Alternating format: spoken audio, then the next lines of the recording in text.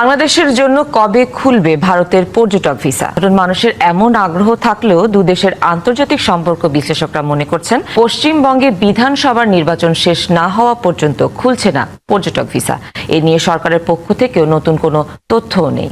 শুনলেন তো, আমি কিন্তু এই কথাটা অনেক আগে থেকেই বলেছিলাম যে বিধানসভা নির্বাচন হবে, তারপরে সিদ্ধান্ত হবে ট্যুরিস্ট ভিসা হবে কিনা বা কবে হবে।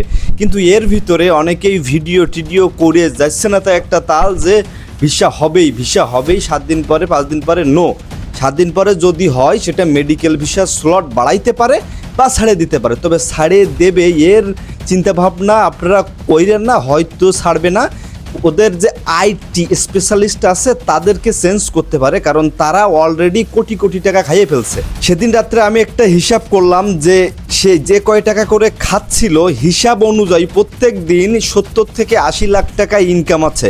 যে কয়টা স্লট ছাড়ে প্রতিদিন বাংলাদেশে 70 থেকে 80 লাখ টাকা ইনকাম করতেছে ওই আইটি অফিসার। তো যা গেছে গেছে, যেটা হচ্ছে সেটা ভালোর জন্যই হচ্ছে। আমরা চাই সব কিছু স্বাভাবিক হোক।